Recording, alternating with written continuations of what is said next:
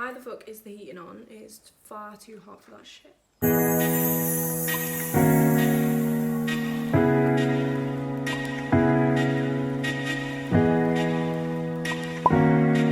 Welcome back to my YouTube channel. Alright, so in today's video I'm going to be discussing whether or not soreness equals muscle growth. I'm aware that a lot of people do tend to strive for soreness. I used to do it, I don't anymore, because I've kind of learned like the science behind it. So if you don't know, muscle soreness is also referred to as DOMS. This stands for delayed onset muscle soreness. I don't know why I forgot that. Delayed onset muscle soreness, and it's basically the soreness that you feel as a result of your workout, and usually you feel it maybe like a day after or so. It depends obviously what you do, how intense it is. Sometimes I've even felt sore like literally immediately after the workout. So just depends. As you may know, as I've mentioned in a previous video about muscle hypertrophy, there's 3 factors in terms of muscle growth. So 3 different things that you need to do in order to grow your muscles. So there has to be 1 mechanical tension present, which is essentially like the stretching or the squeezing of a muscle. So if you're doing a bicep curl, when you lift it up, that would be tension, and when you do it downwards, that would be tension. It's whether or not the muscle is at a stretched position or at a tense position. Number 2 is metabolic stress. So this is essentially like the burning feeling that you feel when you do however many sets or reps of an exercise. Some of you might know if you do hip thrust, like your glutes begin to burn. That is also known as metabolic stress. And the final thing is muscle damage. So this is where the soreness comes in.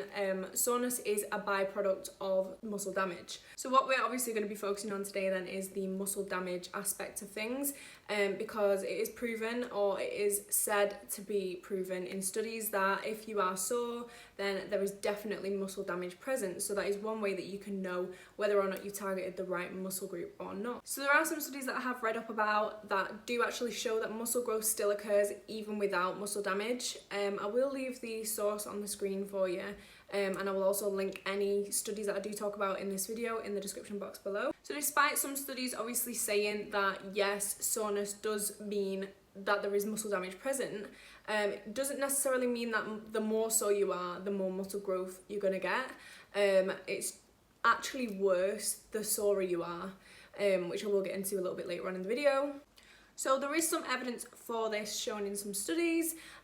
There is obviously some body parts that do experience less soreness than others and yet still experience muscle growth, such as the shoulders. So this is obviously evidence then that soreness is not an indicator of whether or not you're going to get muscle growth, because if you're experiencing soreness and you're getting muscle growth, if you're not experiencing soreness and you're still getting muscle growth, then obviously it doesn't necessarily have to be present, and it's different for everyone. And another thing as well is that if you are too sore, not only is it going to feed into your next workout and then probably make you less likely to do certain exercises because you're sore, or due to the breakdown of the muscle fibers not yet being recovered, the likelihood of you being able to perform at your best potential is highly unlikely.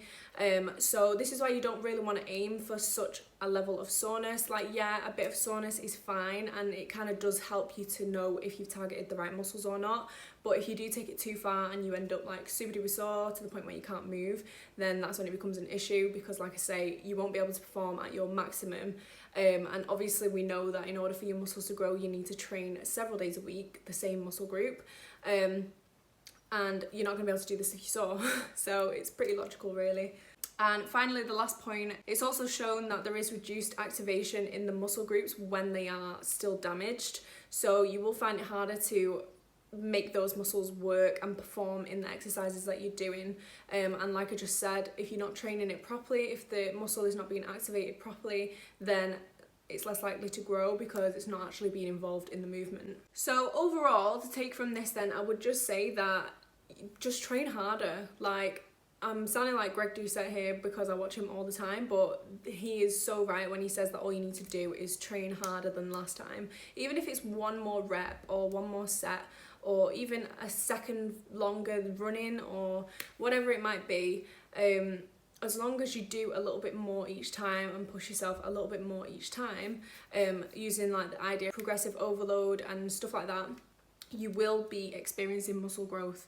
There is no doubt about it. If you keep putting a new pressure on your muscles, they will have to like break down and repair themselves in order to face that same load again. So if you find that you are still being able to progress in your weights and things like that, if you 1 week are lifting 50 kilograms and then 2 weeks later you can lift 70 kilograms, that is evidence that your muscle is growing regardless of if you're sore or not. So that is pretty much it. It was a pretty simple video. I hope that I broke this down easy enough for you to understand.